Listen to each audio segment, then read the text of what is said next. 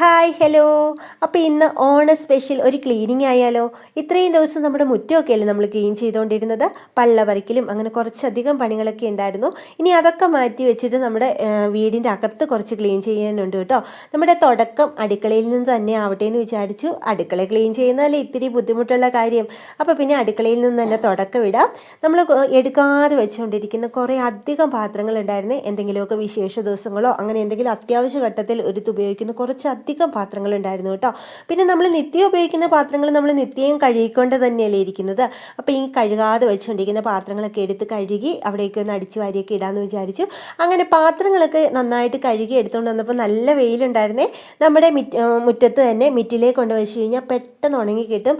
മഴയൊക്കെ പെയ്ത് മിറ്റിലൊക്കെ നല്ല ക്ലീൻ ആയിട്ട് കിടക്കായിരുന്നു കേട്ടോ. പാത്രങ്ങളൊക്കെ കഴുകി വെയിലത്ത് അങ്ങനെ ഉണക്കാനായിട്ട് വെച്ചു കേട്ടോ. നമ്മൾ പാത്രം വെച്ചിരിക്കുന്ന സ്ഥലമൊക്കെ നന്നായിട്ടൊന്ന് അടിച്ചു വാരി പൊട്ടും പൊടിയൊക്കെ ഒന്ന് കളഞ്ഞ് വന്നപ്പോഴേക്കും നമ്മുടെ പാത്രം ഉണങ്ങി കിട്ടിയിട്ടുണ്ടായിരുന്നു. പിന്നെ അത് സ്ഥാനത്തേക്ക് എല്ലാം ഒന്ന് അടുക്കി പെറുക്കി ഒന്ന് ഒതുക്കിയൊക്കെ വെച്ചു കേട്ടോ.